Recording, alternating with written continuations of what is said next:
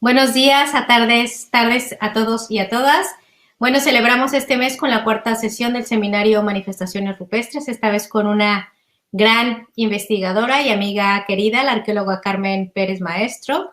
Rápidamente presento a Carmen. Carmen es licenciada en Geografía e Historia con un énfasis en Prehistoria y Antropología Americana por la Universidad Complutense y doctora en Historia, Cultura y Pensamiento por la Universidad de Alcalá. Sus líneas de investigación están relacionadas, por un lado, con la prehistoria andina y dentro de ella con la materialidad del pasado y la significación diacrónica de los paisajes, y por otro lado, pues con el patrimonio, la memoria y las comunidades. Carmen ha sido docente universitaria de arqueología andina, arte indígena americano y mundo clásico de Occidente y Próximo Oriente en la Universidad de los Andes y la Universidad del Externado desde 2017. Y también ha sido profesora de la maestría Archivística y Memoria de la Universidad Javeriana desde el año 2019. Carmen tiene un proyecto en Perú que cuenta con la Fundación Española Palar desde el año 2018 y el soporte institucional de la Universidad de Alcalá. En la actualidad, Carmen trabaja como docente en la Universidad de Vigo, España, y forma parte del grupo de innovación docente en educación patrimonial de dicha universidad. Bueno, ella en Latinoamérica, pues actualmente dirige un proyecto de investigación centrado en el arte rupestre de Perú y forma parte del equipo del proyecto de un maravilloso proyecto que se llama Creación de la Casa Museo de la Memoria, que espero que nos hable un poquito de ello. Bueno, se llama del ETCR Antonio Ñariño y Cononso, Colombia. Bueno, Carmen, agradeciendo muchísimo tu apoyo y tu participación. Y antes que se me olvide, a Bea, compañera de Vigo, por el apoyo. Carmen nos presentará Paisaje y Arte Rupestre en la cuenca alta del río Nepeña, Ancash, Perú. Muchas gracias, Carmen. Te dejo la pantalla. Bueno, buenas tardes a todos y a todas. En primer lugar, agradecerte a ti, Aline, no solamente por la invitación personal, sino también por dar la posibilidad de que por este medio tan democrático, ¿no?, podamos llegar a conocer, pues, un montón de proyectos que se están haciendo en Latinoamérica, ¿no?, y que esto, pues, se pueda compartir. Y bueno, por otro lado, estoy súper contenta porque aquí estoy viendo al costadito los comentarios y estoy viendo gente que se está conectando incluso desde Acacías Meta, o sea, que es una pequeña ciudad que yo visité hace un par de años porque tengo amigos allí en Colombia, ¿no? Entonces me da mucha alegría desde Nicaragua, Guatemala, México, etc, etc, Chile, Perú. Bueno, eh, voy a comenzar con compartir la pantalla. Lo que sí es que las preguntas las vamos a hacer todas al final, cualquier cuestión que tengáis. Voy a procurar que la charla no dure más de 45 minutos, aunque yo me enrollo, como decimos aquí, como las persianas. Pero bueno, he hecho una presentación que creo que ha quedado bastante curiosa, bonita, con unas imágenes bastante llamativas, un poco para que no os aburráis tampoco, ¿vale? Bueno, voy a compartir, como siempre, a ver si esto ya lo hemos probado hace un rato y ha funcionado perfectamente. Tú me dirás ahora, Con la Ali, pantalla. si está todo perfecto, si se comparte la pantalla completa. Está todo perfecto. Me salgo Vale. ya, pues. Bueno, aquí he querido poner, bueno, en este momento hablo no solo como directora de este proyecto de investigación o codirectora de este proyecto de investigación en Perú, porque el proyecto en campo ha sido codirigido por el arqueólogo peruano Alexander Herrera, y en la siguiente fase va a estar codirigido por la arqueóloga peruana Marlene Gildemeister, sino también hablo desde el Grupo de Innovación en Educación Patrimonial de la Universidad de Vigo, ya que es uno de los objetivos de este grupo, es la divulgación de todos los proyectos relacionados con el patrimonio que estamos haciendo, ¿no? Bueno, ahí tenéis mi correo electrónico por si tenéis alguna cuestión. En todo caso, si no lo podéis apuntar, Aline, en cualquier momento me podéis escribir para hacerme alguna consulta al respecto de todo lo que yo os voy a contar aquí. Es un poquito raro porque yo no veo la imagen de ninguna persona, ni de Aline siquiera en la pantalla, así que estoy como un poco así perdida frente al computador. Aquí tenéis una especie de esquemita de lo que vamos a hablar. Voy a hablar un poco del espacio, de los antecedentes de investigación en la zona, de las bases teóricas, las herramientas que hemos utilizado para el análisis del arte rupestre, la contextualización del arte, no solo paisajística, sino también arqueológica o, bueno, cultural. Y quería terminar un poco hablando de arqueología en comunidad, es decir, cuáles son las herramientas, una cosa que nos parece fundamental, cuáles han sido las herramientas para trabajar con las comunidades locales dentro del proyecto. Aquí os he querido poner esta imagen un poco para hablar de la continuidad en la pintura, en este caso, o la continuidad en la comunicación a través de la pintura en las rocas que existe, bueno, en el caso en concreto en todo Perú, ¿no? Porque precisamente las rocas del valle, y esto es una roca que está allí en el valle del que vamos a hablar, en el que hay pintada una iconografía que tiene relación con las montañas, con el río, y que precisamente representa, desde la actualidad y desde la contemporaneidad, sabemos que es el icono que representa un partido político, ¿no? Es decir, cómo estas iconografías tienen un significado que no, evidentemente no es el mismo que el que tuvo en el pasado, pero se sigue utilizando en el presente precisamente como eso, como un sistema de comunicación. Con este paisaje tan precioso del valle del que yo voy a hablar, que es la cuenca del río Loco. Ahora vamos a ver un mapita en el que veremos la localización exacta. Yo quería, en primer lugar, agradecer a todas las entidades participantes de este proyecto. Este proyecto se viene desarrollando desde el año 2017.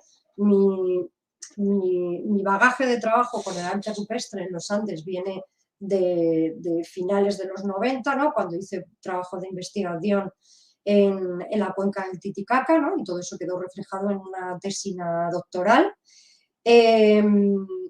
Y este proyecto comenzó en el 2017. Es un proyecto que es internacional, es decir, participan personas colombianas, peruanas, españolas. Está subvencionado por la Fundación Palar, que es una fundación española. Está gestionado por la Universidad de Alcalá, y en concreto a todo esto hay que agradecer a la profesora Mimi Bueno por todo este trabajo de gestión y de apoyo. La codirección ha estado a cargo de Alexander Herrera y mía, y luego hemos tenido de participantes a Jesús Maza, Carmela Alarcón, Boris Orjuela, Carlos Ciriaco, Silvia Arjona, Juan Gaspar Leal, bueno, gente extranjeros de Estados Unidos y de Francia y de Alemania que han participado en el proyecto. Y luego, sobre todo, quiero agradecer a la Asociación Caminemos Unidos. La Asociación Caminemos Unidos es una asociación local que es la que ha permitido que nosotros podamos estar allí, ¿no? A las comunidades, y sobre todo a las comunidades locales. También al Museo Arqueológico de las Tecnologías Andinas, a la Universidad de los Andes, que nos han ayudado a la realización de los análisis Raman de los pigmentos, a Sonia Archila por prestarnos los microscopios electrónicos, y a Judith Trujillo, que ya la conocéis porque ha dado una ponencia en estos simposios, en el simposio pasado, porque gracias a ellas hemos podido analizar algunos sedimentos con pigmentos, ¿no? Entonces, bueno, yo quería que vierais un poco cómo este tipo de proyectos necesita un equipo, no que necesite un equipo interdisciplinar, que siempre es bueno, sino que necesita un equipo que tenga gente de muchas disciplinas, ¿no? Aquí he traído un par de mapitas, uno que fue publicado en mi tesis, es un mapa hecho en base a un inventario que salió en el 2013 sobre, en concreto, los puntitos azules que estáis viendo aquí son pinturas rupestres documentadas en Perú. Es del 2003, quiero decir que este mapa está un poco desactualizado, y para que veáis, bueno, un poco no, bastante desactualizado porque es de hace un montón. Pero lo que quiero que veáis es estos puntitos rojos para que veáis la localización del lugar donde trabajamos. En la actualidad este departamento se llama el departamento de Ancas, ¿no? Está en la sierra norte de Perú, norcentral, ¿vale? Del actual Perú. Y en el otro mapa, he puesto un mapa de la última publicación que ha salido sobre la actualización de los trabajos de arte rupestre en diferentes partes del mundo, que se llama News of Rock, no recuerdo muy bien el nombre de la publicación, pero hay un capítulo específico al respecto de los últimos años, las investigaciones que se han hecho en Perú en concreto, en los últimos años, ¿no? Que ha sido publicado por Hosnit y por Liz González en este año pasado. Y aquí vemos cómo precisamente este área de Ancas, que en años atrás había sido un área muy abandonada en cuanto a la investigación de arte rupestre, últimamente existen bastantes proyectos que se están desarrollando. Es decir, que los estudios de arte rupestre en Perú, precisamente hay mucha gente que está trabajando en arte rupestre en la cuenca del Titicaca, como podéis ver. No sé si veis la flechita con la que yo apunto la pantalla. Aline, ¿se ve? Sí, sí se ve. Ah, vale, listo. También en toda la zona de Arequipa y toda esta zona está viendo muchos trabajos. La zona amazónica, esta parte de la zona de San Martín, Amazonas, Cajamarca también está siendo muy estudiada últimamente. Y bueno, pues eso, quería hacer notar que precisamente la zona de donde nosotros hemos estado trabajando se están haciendo últimamente bastantes trabajos, sobre todo de visita a esos lugares, fotografiado, calcos digitales. Y bueno, estos mapas que nos ofrece el Google Earth, a mí me gusta muchísimo porque aquí podemos ver, con el puntero, os voy a señalar cuál es el valle donde estamos trabajando nosotros. Veis que esta cuenca que está aquí, tan grande, que está entre la sierra, como he puesto aquí, entre la sierra, que es esta de aquí, esta es la cordillera de los Andes, que en este caso tiene un valle central que está aquí en medio, que divide lo que se llama la Cordillera Blanca, que es donde están los nevados, es decir, las cumbres más altas donde nieva, y estas montañas de aquí, que siguen siendo muy altas también, o sea, 5.000 metros de altitud, pero que no nieva. Por eso se llama esta la Cordillera Blanca y esta se llama la Cordillera Negra. Aquí vemos las diferentes subcuencas que alimentan la cuenca principal, que recibe el nombre de la cuenca de Nepeña, que va a desembocar en el Océano Pacífico, ¿vale? Y existen aquí otras dos cuencas más, esta es la del río Salitre, esta es la del río Jimbe, y esta es la que nosotros hemos investigado, la cuenca, la que se llama en la actualidad la cuenca del río Loco. Recibe este nombre tan raro porque precisamente la influye mucho cuando está la corriente del Niño, cuando este fenómeno meteorológico sucede, lo que es la cuenca del río sube y baja muchísimo, ¿no? Hay estas subidas y bajadas tan locas que hace que se inunde el terreno, bueno, entonces como tiene este comportamiento tan loco, dicen que recibe ese nombre por eso.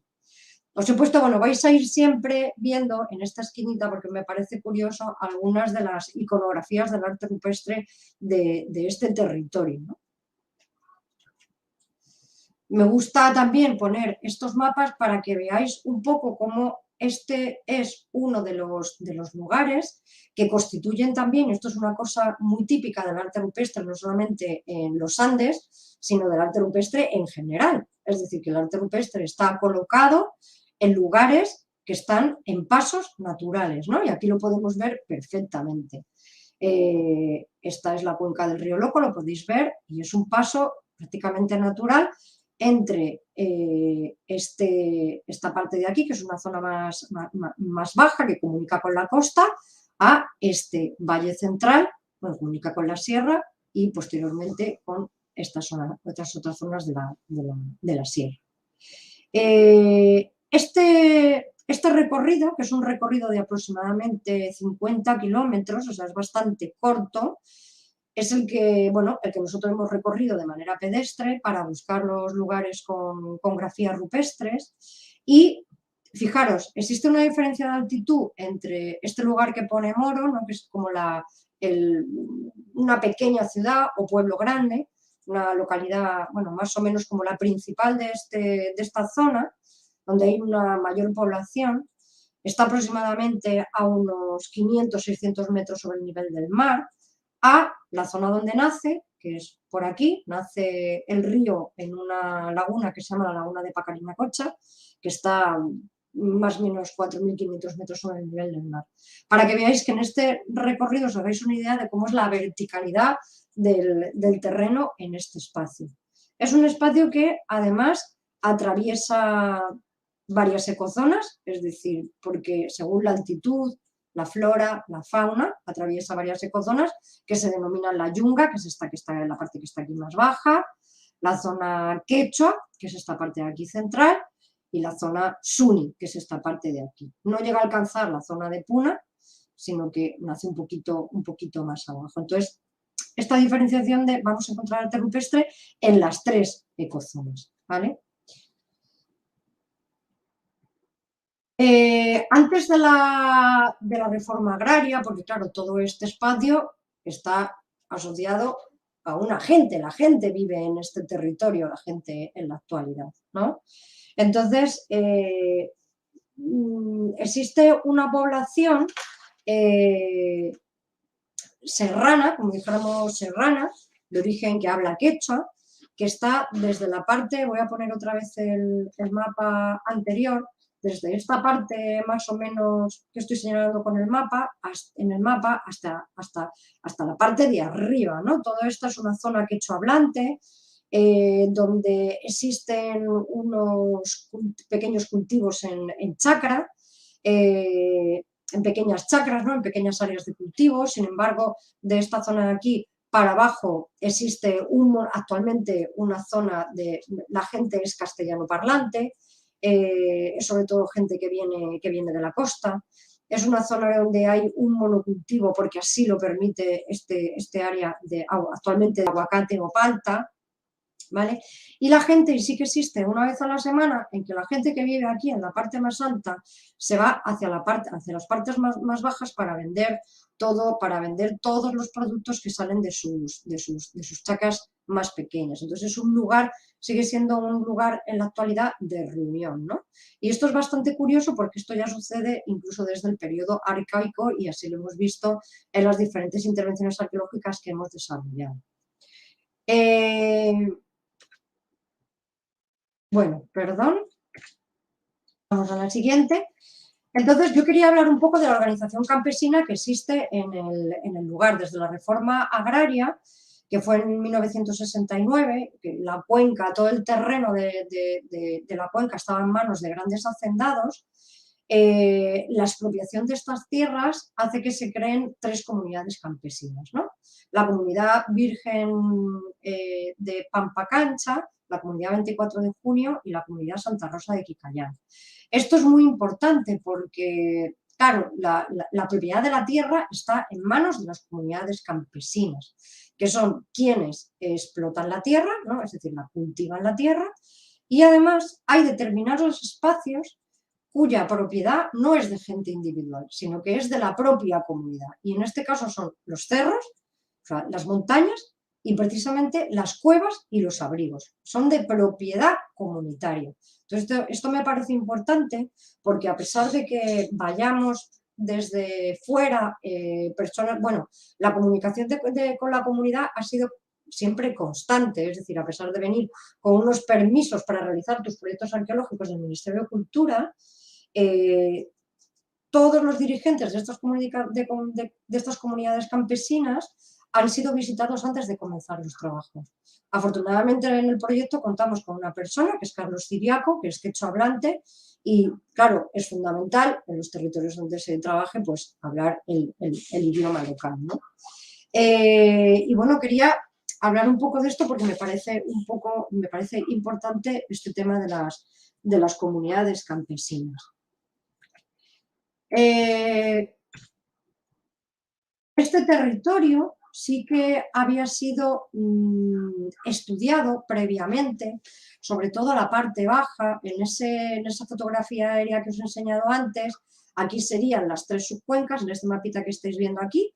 Este mapita es de 1968, es de Donald Prus, que fue un norteamericano que realizó una prospección, sobre todo, como podéis ver, en toda la zona de la cuenca del río Nepeña, que es la cuenca media y la cuenca baja, ¿no? Pero no realizó prospecciones en la cuenca alta, solamente en el comienzo de estas 3 subcuencas de las que yo os he hablado antes. Estos lugares, esta cuenca media y baja del Nepeña, sobre todo la cuenca media, tiene unos lugares arqueológicos monumentales. Entonces yo creo que esta arqueología monumental que tiene el valle puede que sea uno de los motivos por el que se ha hecho tantísima investigación arqueológica, no solamente por equipos nacionales, sino también por muchos equipos extranjeros, como norteamericanos o japoneses, en este lugar, ¿no? Y también yo creo que se le ha prestado poca atención al arte rupestre precisamente por esto, porque esta arqueología monumental dan ganas de estudiarla a todo el mundo que tenga relación con la arqueología.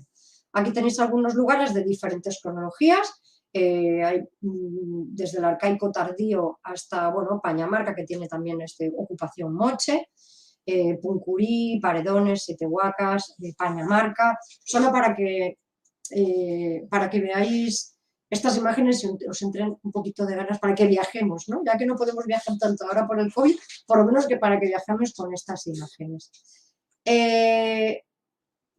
La segunda prospección que se ha hecho en la zona la hicieron Alexander Herrera y Kevin Lane en el año 2000. Ellos hicieron una macro prospección durante varios años y bueno, este mapa es de ellos, no es mío, este mapa que estáis viendo, y veis que se hizo una prospección bueno, pues en toda esta cuenca, entre la Cordillera Negra y la Cordillera Blanca, y hicieron prospecciones sobre todo en esta cuenca de aquí que llega hasta Pamparomás y también en toda la cuenca del río Loco.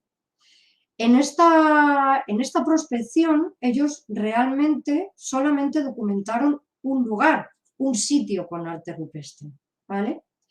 Un sitio con pinturas, ¿vale? Que es un sitio que hemos revisitado en nuestro proyecto y que luego vais a ver.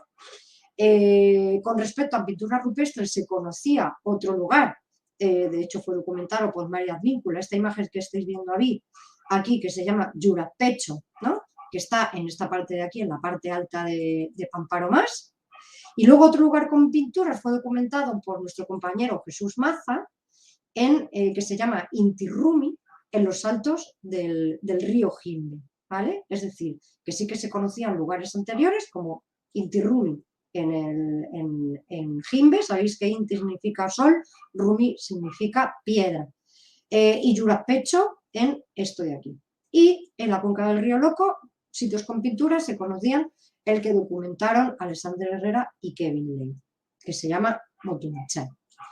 En cuanto a lugares con petroglifos, bueno, todos estos lugares, como veis, estaban por encima de los 3.000 metros de altitud, tanto Yurapecho como Inti Rumi.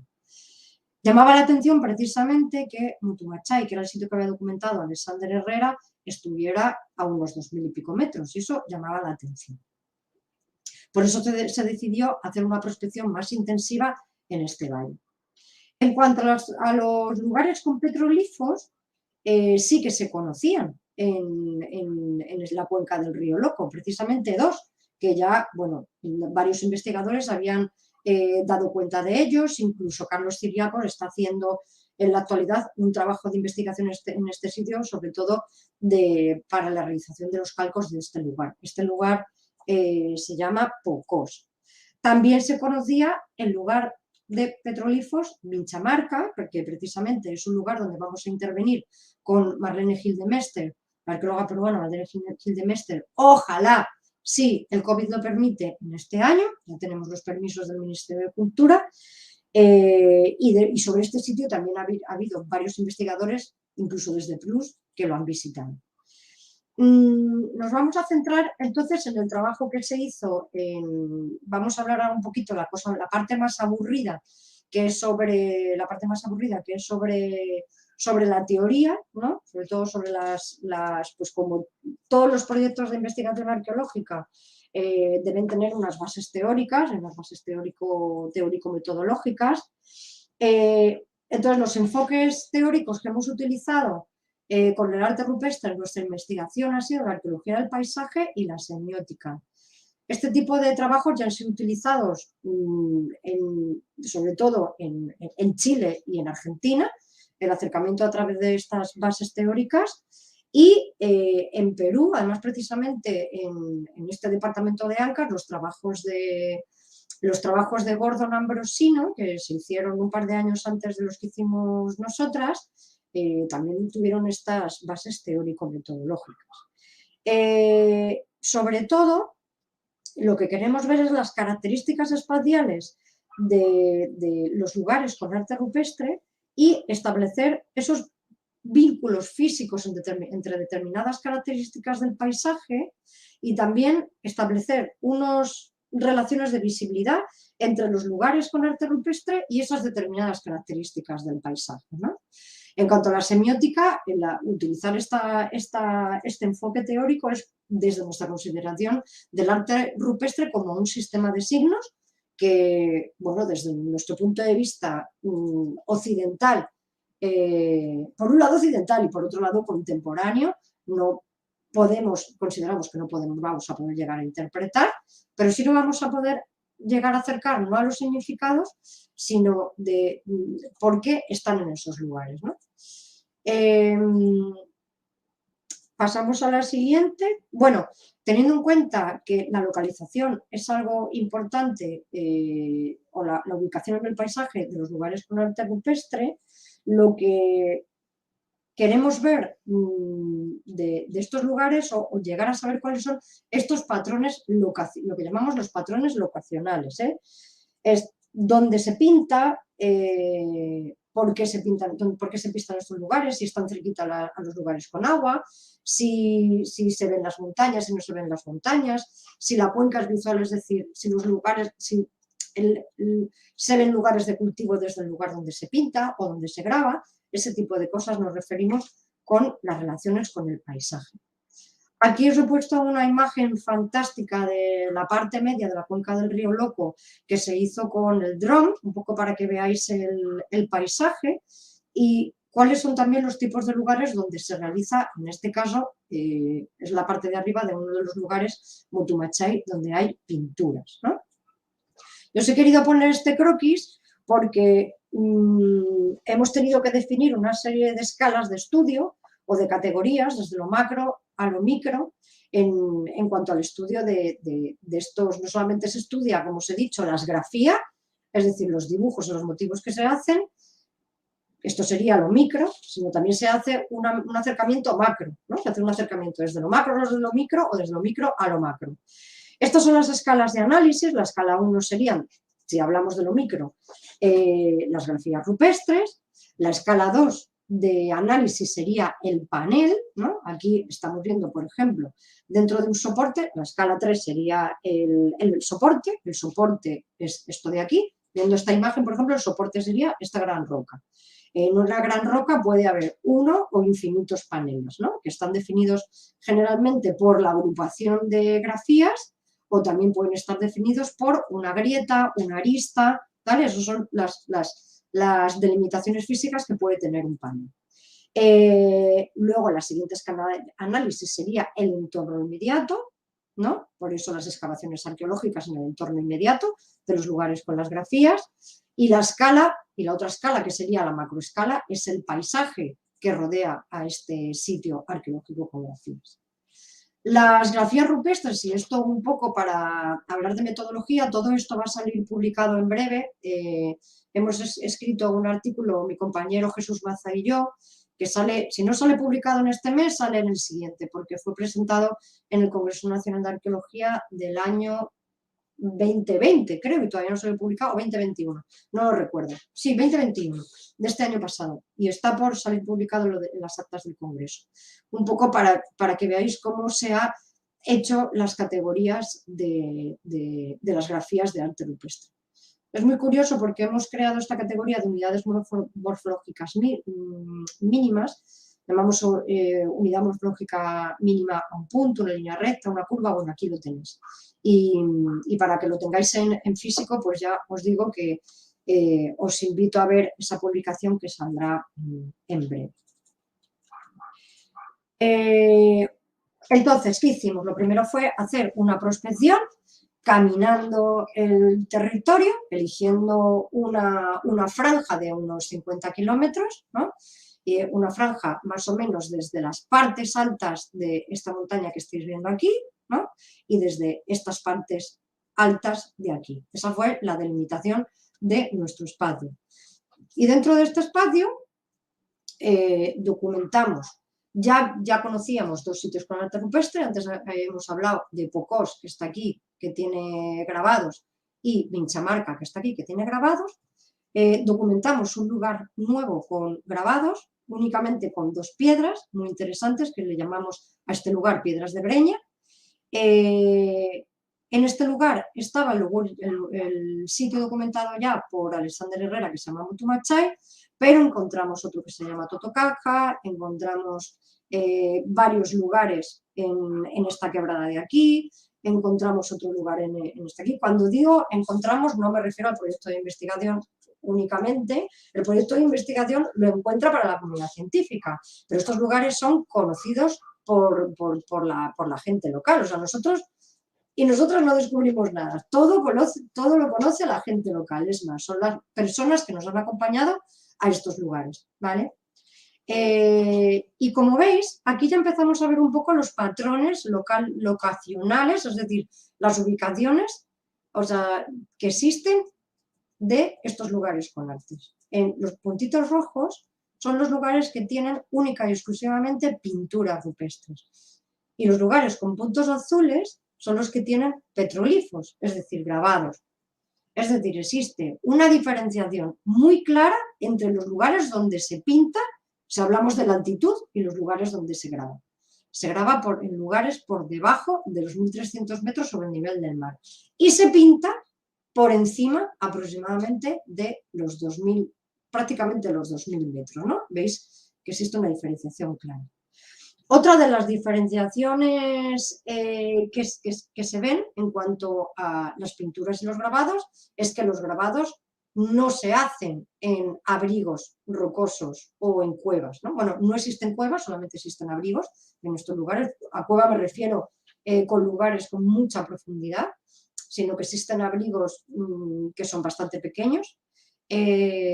Los grabados se hacen en boulders, en bloques grandes, como hemos visto en las imágenes de antes. Y las pinturas, a excepción de este lugar de aquí, porque no existen lugares donde hayan abrigos, estos de aquí se hacen en lugares que tienen abrigos, en lugares que, como decía Margaret Conkey, son lugares que pueden haber servido como lugares de agregación, donde mucha gente se puede reunir y donde a mí esto me parece muy interesante, que una de las características de los abrigos con pinturas son lugares, uno, donde se puede reunir mucha gente, y dos, que las pinturas son completamente visibles, ¿no? Es decir, no necesitas meterte en un hueco donde solo quepa una persona y las pinturas solo la pueda ver una persona, ¿no? Sino que son lugares bastante grandes, igual que los lugares donde están los petroglifos, que los petroglifos los puedes rodear, los puede ver mucha gente, ¿no? Bueno, es un poco en cuanto a los... otra cosa de las que yo quería hablar era un poco de la visualidad de estos lugares. Los lugares donde se pinta, y esta imagen también es una imagen hecha con dron y es muy interesante, porque precisamente en esta imagen se puede ver lo que llamamos la visualidad, ¿no? Es decir, cómo es percibido visualmente ese lugar donde están las pinturas desde el exterior, ¿no? Y como veis, es un lugar completamente monumental, ¿no? Como dice María Ruiz de Rocal, es un monumento natural dentro del paisaje, ¿vale? También esa visualidad se ve en los colores de la piedra. Este lugar, como ya os he dicho antes, Vichaymarca, y precisamente no se graban todas las piedras que se tienen en el paisaje, se graba precisamente en unas piedras que tienen un color especial, que tienen un color rojizo, ¿vale? O sea, no sabemos por qué se elige esta piedra para grabar, pero sí sabemos que no sabemos el significado de los motivos que se graban, pero sí sabemos que se tiene preferencia por elegir esas piedras para grabar. Otra de las cosas que estudiamos en el proyecto, y sigo hablando un poco de metodología porque me parece interesante a la hora que, sobre todo la gente que está conectada a este seminario, es gente estudiante, es un poco, pues eso, seguimos hablando de metodología por eso. Se han hecho un par de análisis con sistemas de información geográfica, este trabajo lo ha hecho Jesús Maza, el arqueólogo peruano Jesús Maza, y se han hecho análisis de cuenca visual, es decir, qué es lo que se ve desde esos abrigos, ¿no? Y precisamente lo que se ha descubierto que la cuenca visual no es muy amplia, ¿no? Porque es en lugares, o sea, la orografía, como ya hemos visto antes, es muy abrupta, entonces la cuenca visual no es muy amplia, no se ven muchas cosas, pero siempre hay en esa cuenca visual un mundo de agua y sobre todo las montañas más altas, ¿no? Los cerros. Recordemos que en los Andes, ¿no? Los apus, las montañas son elementos sagrados, ¿no? Y otro de los análisis que se ha hecho, vuelvo a repetir, con SIG, o con GIS, como decís en otras partes del mundo, en inglés, esos análisis de intervisibilidad. Es decir, existe desde este lugar con arte rupestre, yo veo al siguiente lugar con arte rupestre, o desde este lugar con arte rupestre se ve un lugar de asentamiento. Aquí, por ejemplo, en este mapa están colocados SR, todos estos lugares son lugares que fueron documentados por Alexander Herrera en su prospección en el año 2000. Entonces, se ha hecho un análisis de visibilidad para ver si desde esos lugares de ocupación se ven los lugares con arte rupestre, ¿no? Entonces, esto es muy interesante. Bueno, esto se refiere a la visibilidad desde los abrigos. Aquí podéis ver algunas de la visibilidad real que se hace con montaje de fotografías desde estos lugares donde, en este caso, desde donde se pinta. Este lugar es desde el único sitio que es un farallón con pinturas, es una placa prácticamente vertical, porque no existen las granodioritas que puedan formar abrigos, como en el caso de arriba. Este lugar se llama Pichiu, Campacatac, se llama el sitio con arte rupestre. Y bueno, ahora quería hablaros un poco de cómo se ha hecho ese registro gráfico. Una vez que se llegan a los lugares, con el arte rupestre no solamente se rellenan una serie de fichas en las que, bueno, pues se ve la visibilidad, la pendiente, el acceso, la cercanía a los ríos, si está colocado en un lugar de paso, sino que se hace también el registro de las diferentes grafías que existen. En este caso nosotros nos hemos centrado en esta primera parte del proyecto en las pinturas, y a partir de este año lo que nos vamos a centrar van a ser en los grabados y específicamente en el sitio que ya os he dicho antes. ¿Por qué? Porque es muy interesante esa comparación iconográfica, no solamente entre las grafías que se hacen pintadas o grabadas, para saber si es la misma gente, la que pinta, la que graba, sino también para ver un poco las cronologías, ¿no? Si se están haciendo al mismo tiempo las pinturas y los grabados. Bueno, hablar un poco también de la dificultad, de la técnica, pero bueno, todo esto, hasta que no hagamos los cálculos digitales de todas las grafías grabadas, no lo vamos a llegar a saber. Y sobre todo porque lo que pasa sobre todo con las pinturas es que no existen grafías que sean similares a los dibujos que podemos encontrar en otros soportes, en la cerámica. Es decir, que esa cronología relativa que nos puede un poco ayudar a saber cuáles son los momentos en los que se han realizado las pinturas, no lo podemos hacer, ¿vale? En cambio, creemos que con los grabados va a ser más fácil, ¿no? Porque sí que aparece una iconografía que puede verse representada en otros soportes como los textiles o la cerámica. Entonces, bueno, os voy a contar aquí un poquito el proceso, voy a ir viéndolo ahora porque, bueno, ya llevo un montón de tiempo y todavía no llevo ni la mitad. Bueno, un poco para que veáis el proceso de lo que hemos hecho. Hemos hecho la fotografía, ha venido un fotógrafo. Yo creo que es fundamental que haya una persona que sepa hacer buenas fotos cuando se trabaja con arte rupestre. Esta fotografía que bueno, se ha guardado en RAW, es muy importante que se guarde en RAW, que tiene mejor calidad, se ha pasado por Lightroom, se ha pasado muchas de ellas por D-Stretch, ¿no? Que es un programa altamente utilizado en arte rupestre en el mundo y en Perú. Ha sido súper útil en nuestro caso. Aquí os he puesto un par de ejemplos en los que la fotografía real veis que no se ve nada y en la fotografía pasada por D-Stretch se ven los iconos, ¿no? Aquí está el muñequito ese que veis aquí representado. O por ejemplo aquí, ¿no? Que de repente se pasa por el D-Stretch, por este programa, y aparece un venado impresionante, ¿no? Que aquí tenéis en el calco digital. Luego el calco digital se ha hecho con Illustrator. También hemos hecho fotogrametrías, ¿verdad? Fotogrametrías la fotogrametría se ha hecho también en otros lugares de Perú, ¿no? Se está haciendo en Toro Muerto, se ha hecho en Palpa, en geoglifos, se ha hecho en petroglifos en Ica, se ha hecho en pinturas en Arequipa también. En Ancas lo ha hecho también Gordon Ambrosino, es decir, que fotogrametrías con arte rupestre se han hecho en otros lugares de Perú. Y aquí tenéis un poco cómo se hace todo este proceso. Se ha utilizado Agisoft de Photoscan para las fotogrametrías. Bueno, eso en cuanto a metodología. Y una cosa muy importante, todo este registro nos ha permitido dividir las diferentes grafías o motivos, clasificar en cánones y patrones. Es decir, los cánones nos ayuda a saber qué es lo que se representa y los patrones nos ayudan a ver de qué manera se representa. Y para no enrollarme mucho con esto, pero sí para que tengáis un ejemplo, os he puesto aquí algunas tablas de las que hemos hecho, ¿no? El canon, por ejemplo, humano, tiene una serie de patrones, es decir, se representa al ser humano y estas son las diferentes maneras en cómo se representa el ser humano, ¿vale?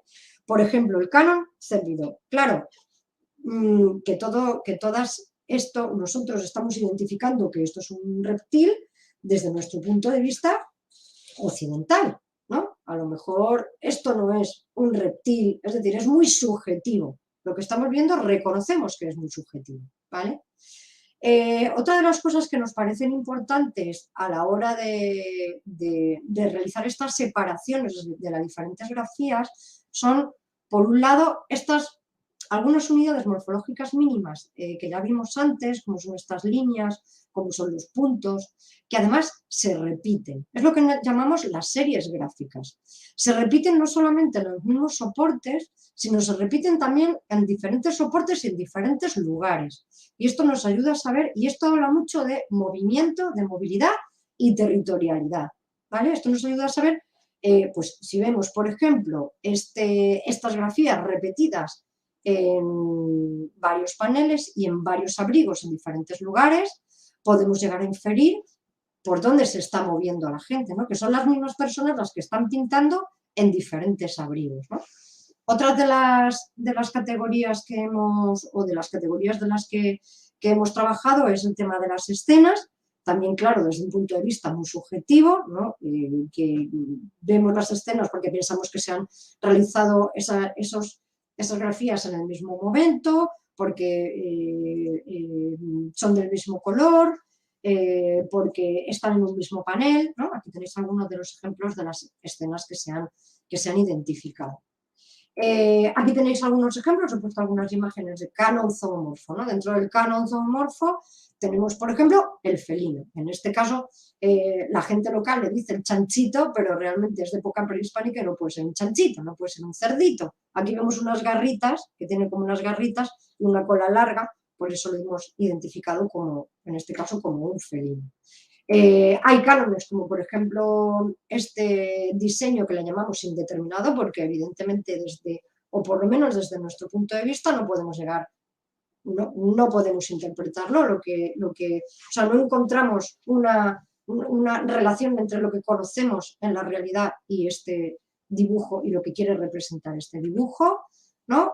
Aquí tenéis otro ejemplo de series gráficas, ¿no? De unidades morfológicas mínimas que se repiten en un mismo panel, y lo que os hablaba antes, ¿no? Por ejemplo, esta grafía se repite en varios abrigos, con los mismos colores además. Entonces esto nos está hablando un poco de todo lo que podemos llegar a inferir con el arte rupestre, que lo consideramos como una materialidad más del pasado y a través del que podemos llegar a conclusiones muy parecidas a, por ejemplo, con otros elementos de la materialidad, como puede ser la cerámica o la textilería o el lítico, ¿no? Y aquí quería yo enseñaros un poco y hablaros de lo que llamamos las secuencias gráficas, es decir, igual que tenemos en las excavaciones arqueológicas, en el subsuelo, tenemos una serie de estratigrafías o momentos de ocupación del pasado, en la pared podemos ver una estratigrafía vertical, es decir, los diferentes momentos en estos paneles se han pintado en diferentes momentos. Es decir, ha venido una gente y ha pintado, ha venido otra gente y ha pintado encima. O puede ser la misma gente que lo ha pintado en diferentes momentos. Eso es lo que llamamos las diferentes secuencias gráficas. Y precisamente estas secuencias gráficas han podido ser documentadas no solamente en algunos de los paneles, en algunos lugares, sino también han venido, ¿cómo diríamos? Pues que lo hemos podido comprobar que también ha sido una ocupación muy secuencial, cronológicamente hablando, en el subsuelo, ¿verdad? Las excavaciones arqueológicas.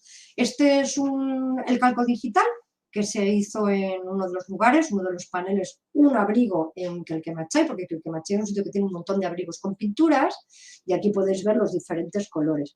A la hora, no he puesto aquí la escala porque era bastante grande, pero hemos utilizado la escala Munsell, porque ya sabéis que el tema de los colores es muy subjetivo, y la escala Munsell es una escala muy utilizada en la arqueología, que sirve sobre todo para las pastas de las superficies de la cerámica, que se utiliza para eso, pero la hemos utilizado en arte rupestre pues para que sea un poco subjetivo el tema de los colores, ¿no?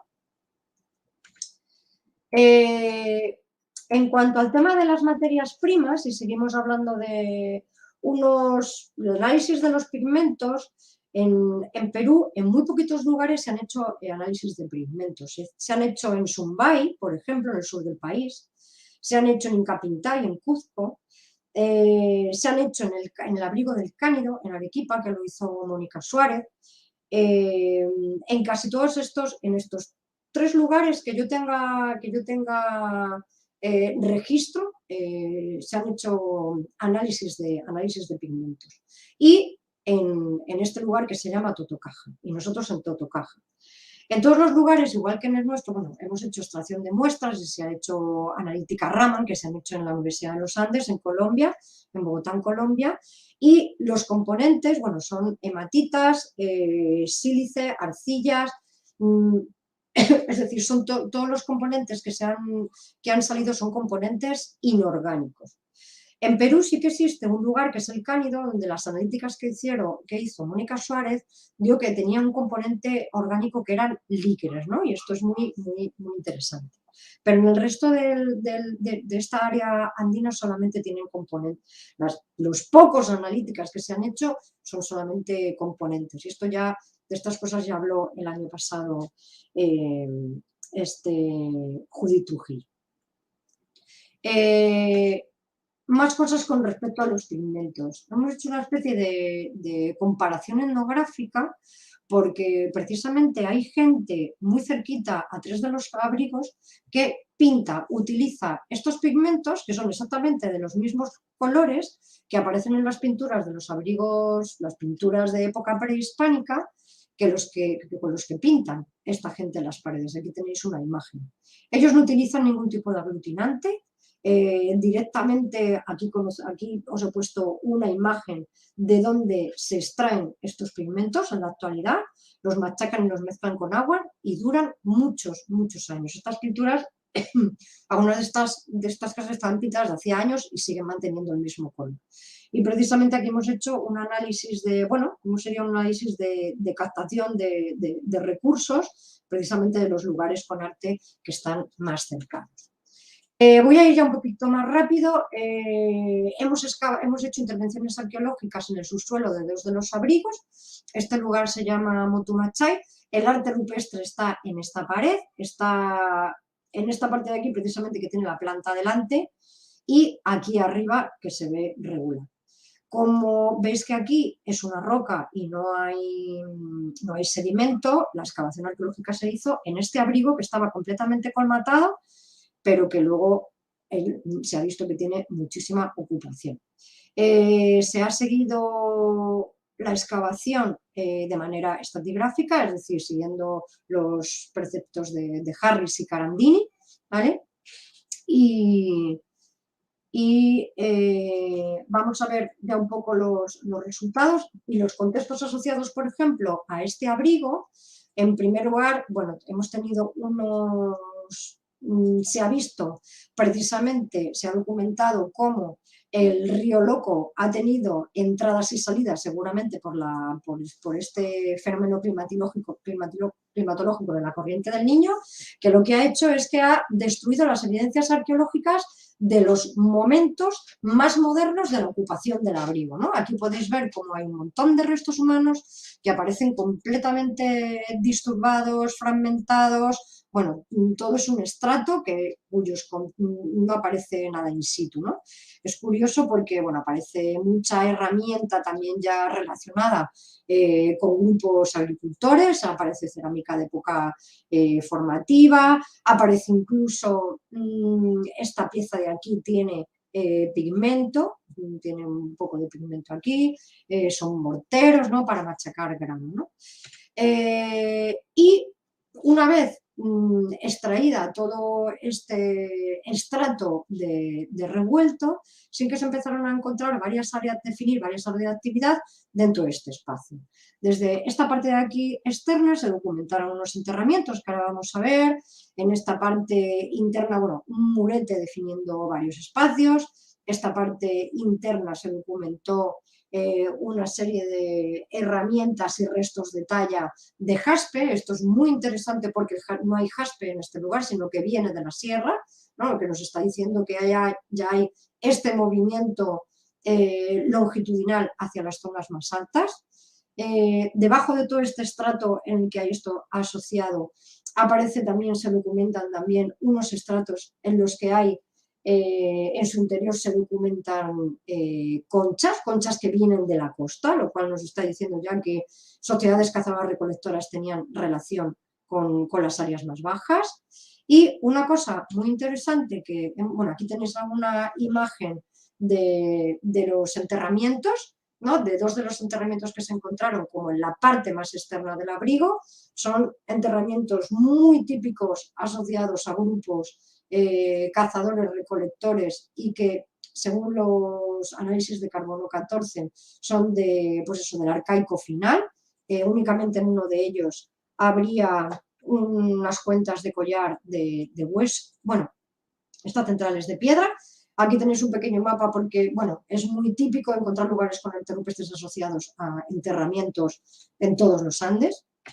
Y luego, por último, una cosa muy interesante es que en los estratos más antiguos de este abrigo nos encontramos con elementos asociados o que podemos asociar al arte rupestre. Es decir, nos encontramos dos piedras con restos de pigmentos, aquí tenéis la imagen de una, y un mortero con restos de pigmentos. Es decir, parece que estos pigmentos que pueden estar asociados al arte rupestre se han encontrado precisamente en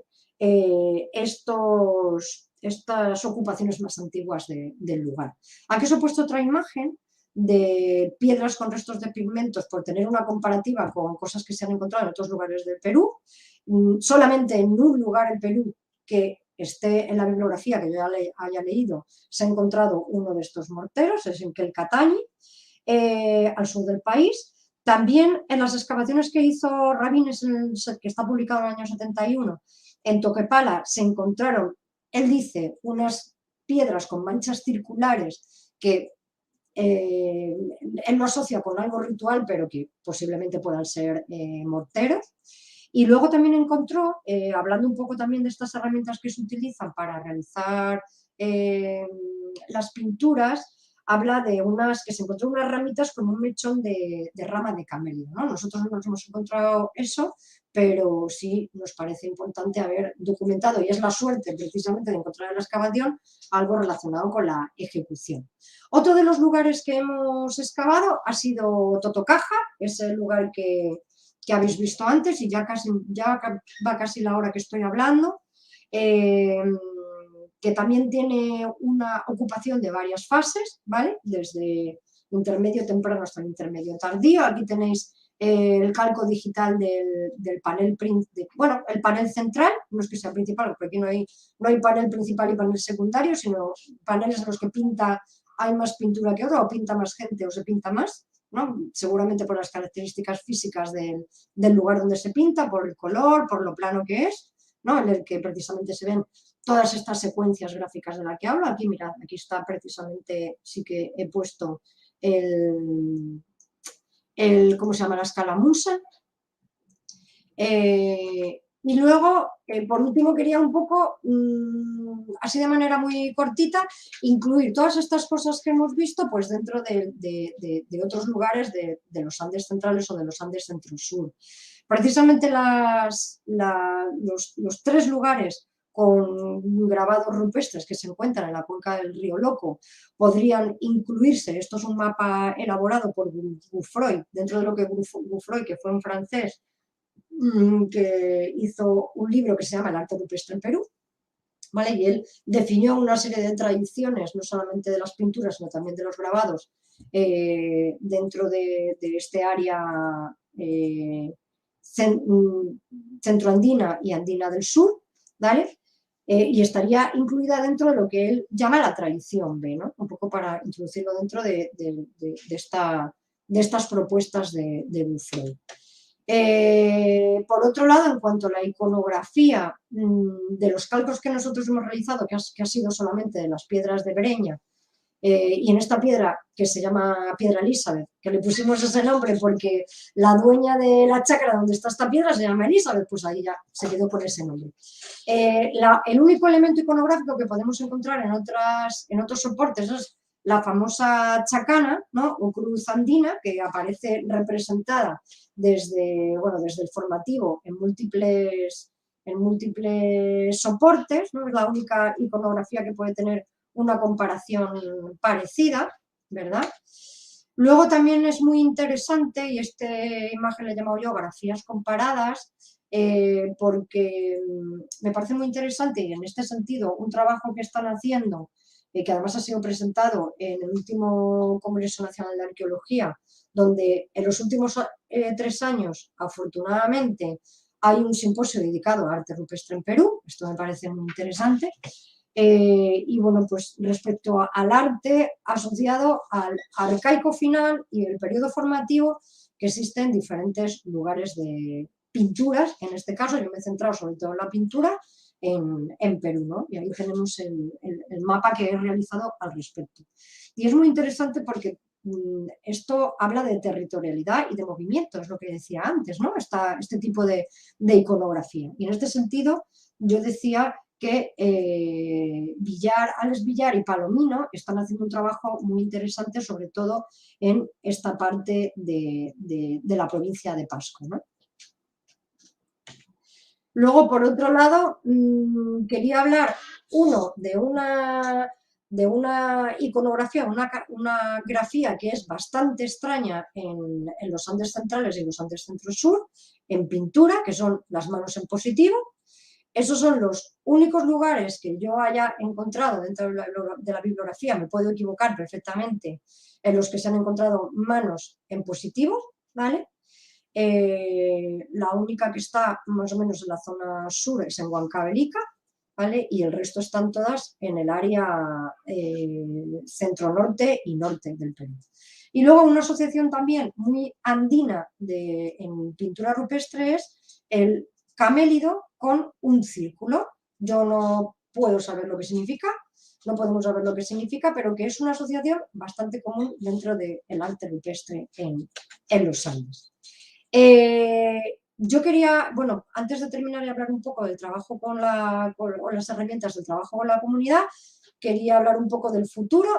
Comienza este año el proyecto de investigación arqueológica Arte Rupestre del Río Loco, segunda parte. Ojalá podamos viajar a Perú en julio, agosto, no lo sé, ya veremos cuándo, pero para poder documentar y hacer unos buenos calcos de este lugar y hacer esos mismos trabajos que hemos hecho con las pinturas, ¿no? Y ya por último, y no menos importante, que yo creo que es una de las cosas más importantes, pues es que son las 8, un poco hablar de cuáles han sido las herramientas o las metodologías participativas que hemos utilizado en la investigación, ¿no? Por un lado, lo primero que se ha hecho, ya os lo he contado antes, es hablar con todos los dirigentes de las comunidades para solicitar los permisos para trabajar en estos territorios.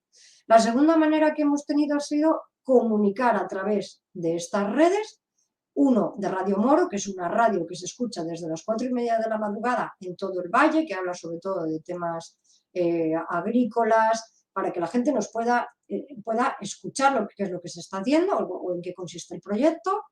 Y luego la colaboración permanente con varias entidades locales, como son SEDIR, que es una ONG que trabaja en todo el valle con temas agrícolas, en formación de temas agrícolas, con el Museo Arqueológico de las Tecnologías Andinas, que es un museo arqueológico creado por la Asociación Caminemos Unidos, gracias o sea, que se han encargado de toda la comida, el alojamiento, de todo el equipo. Y luego con una asociación que se llama Fe y Alegría, que yo creo que está por todo el Perú y por más lugares de Latinoamérica, porque son precisamente las personas que nos han puesto en contacto con todos los centros educativos. 3 cosas que se han hecho que considero que son muy importantes y que esperamos podamos volver a seguir haciendo. Uno es una herramienta, es un recurso metodológico para la investigación participativa, que son los mapeos colectivos, ¿no? Es decir, esto es un trabajo que se ha hecho con docentes locales, es decir, qué es lo que la gente del lugar considera el patrimonio y qué conoce como patrimonio y cuáles son los lugares que conocen con arte rupestre. Luego se han hecho presentaciones del trabajo que se ha realizado y talleres para pintar con tierras del lugar. Se han hecho talleres para ver qué es lo que los niños y las niñas interpretan, qué es lo que ven al enseñarles este tipo de iconografía.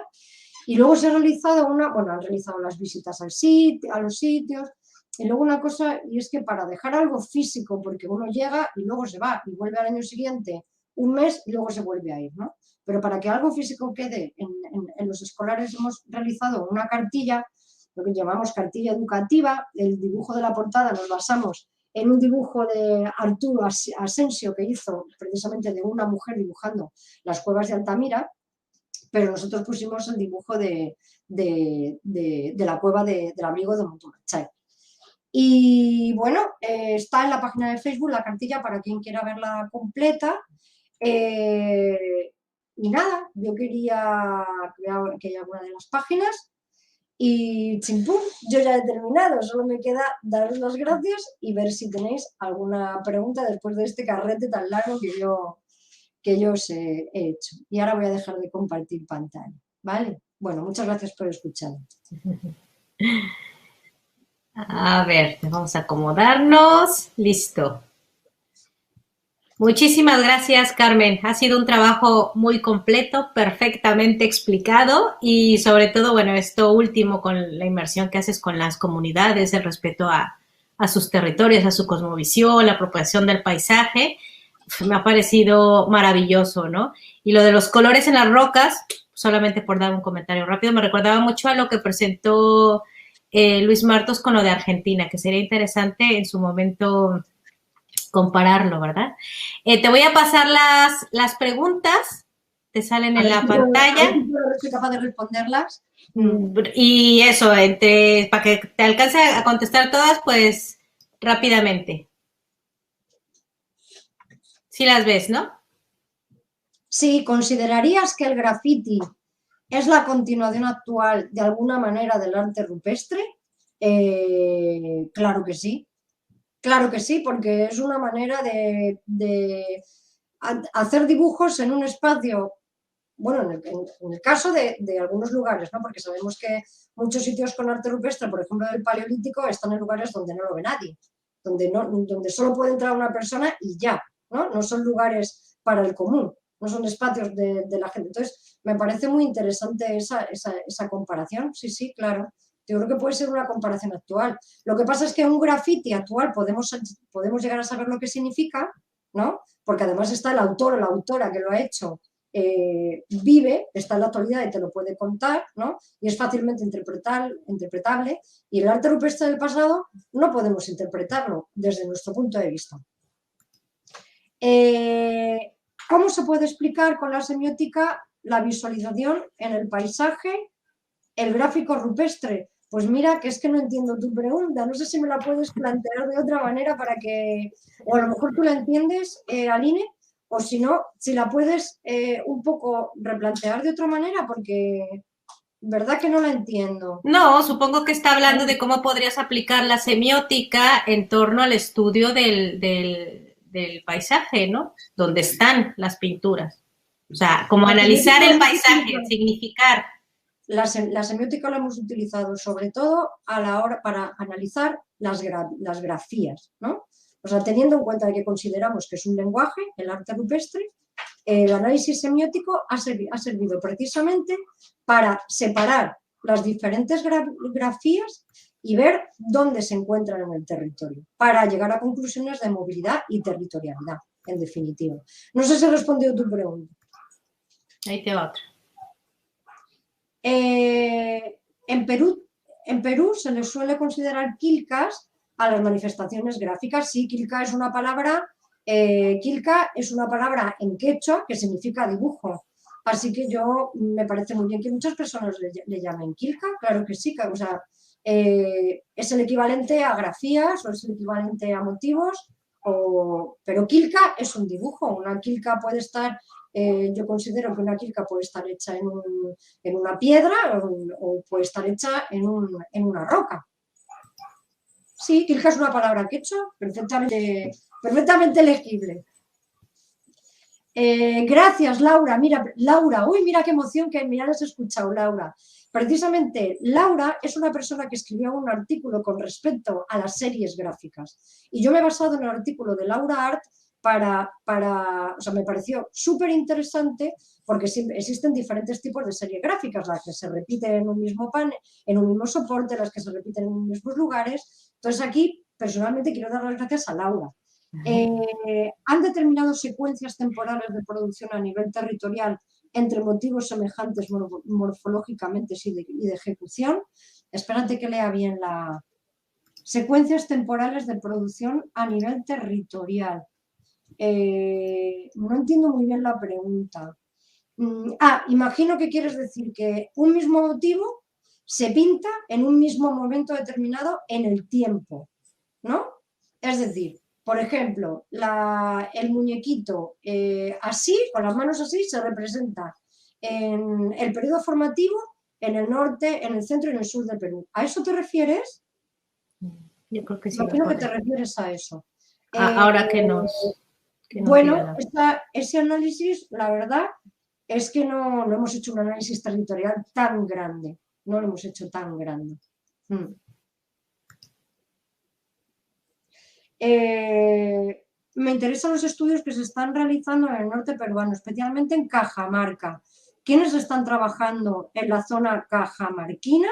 Mira, te voy a remitir para que veas exactamente quién está trabajando en esa zona en los últimos años. Te voy a remitir al artículo del que he hablado antes, de Hosnik y Liz González, ¿vale? Que se ha publicado en el 2021. Ahí viene cuáles son las personas que desde el 2015 hasta el 2020 están trabajando en las diferentes zonas del Perú. Bueno, Liz y Janus vienen el próximo viernes, que también a lo mejor que nos preparen el link y lo pasamos. Claro.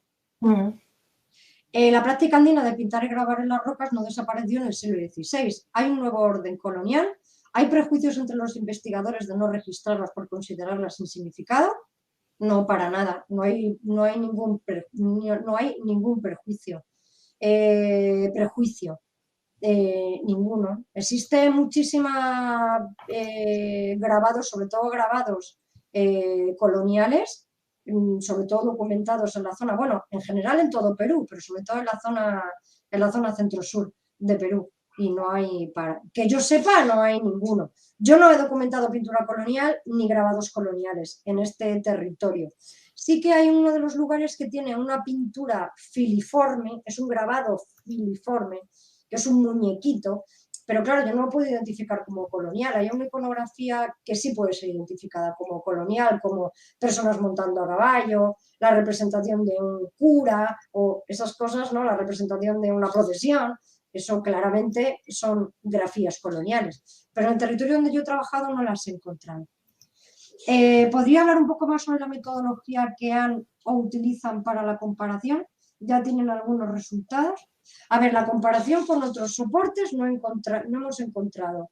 Sí que podemos decir que hay determinadas grafías que se repiten, y eso es una cosa muy andina, la repetición de grafías iguales en un mismo lugar. Lo podemos ver en los textiles, que se repiten siempre los mismos muñequitos, lo podemos ver en la metalurgia, ¿no? Eso es una cosa bastante andina, la repetición de motivos, de los mismos motivos. Pero sí que no tenemos y lo he dicho ya antes, en cuanto a las pinturas, no tenemos una iconografía que se pueda parecer a la iconografía que aparece en la cerámica, por ejemplo, ¿no? O del mismo periodo, o la pintura mural, por ejemplo. Sí que existen unos cánones muy claros, la representación de unos cánones, sí, bueno, unas maneras de representar. Al ser humano se le representa siempre de frente, solamente hay un caso de perfil. A los cuadrúpedos se les representa siempre de perfil. A los anfibios, como los lagartos, se les representa siempre como si estuviéramos mirando desde arriba, ¿no? Y esta cosa sí se parece en otras representaciones que podamos ver en otros soportes, pero no una iconografía, unas grafías exactamente iguales. Vamos a ver qué pasa cuando hagamos los cuerpos digitales de los grabados, ¿no? El registro de los grabados, a ver si podemos ver esas comparaciones.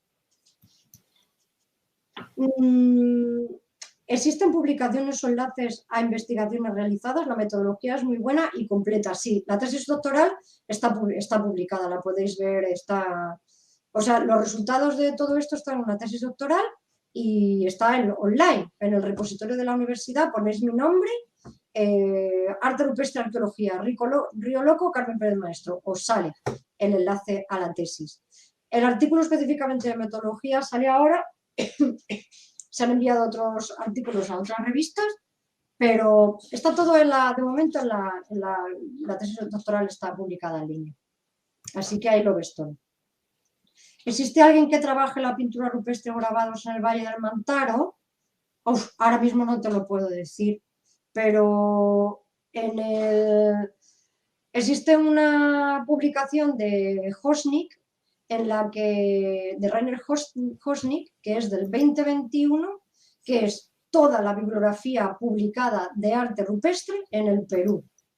Está en academia.edu, la puedes descargar en academia.edu. Bibliografía de arte rupestre en el Perú, completamente actualizada.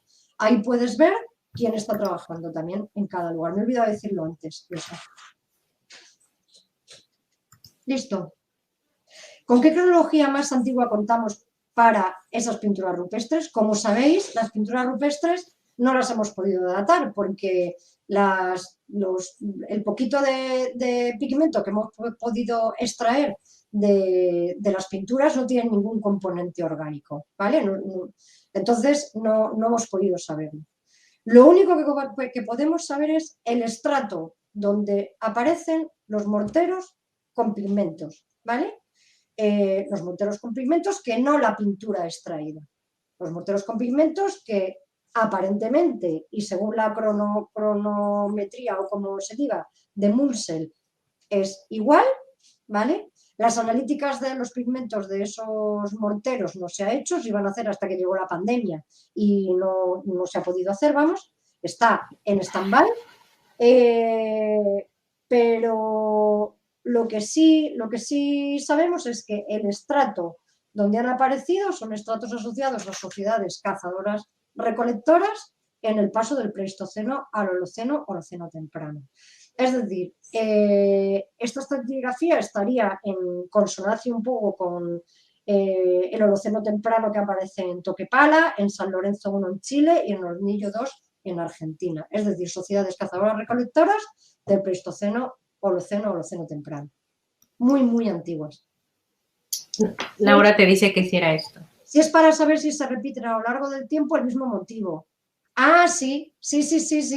Aparece el mismo motivo a lo largo del tiempo, o por lo menos en diferentes momentos. Lo que no sabemos es el tiempo que ha pasado entre cada secuencia gráfica, ¿no? Eso es lo que no podemos llegar a saber. Sabemos que se ha pintado en un momento, luego en otro. Lo que no sabemos si han pasado una semana, un día, un año o 100 años entre una secuencia y otra, entre un momento y otro.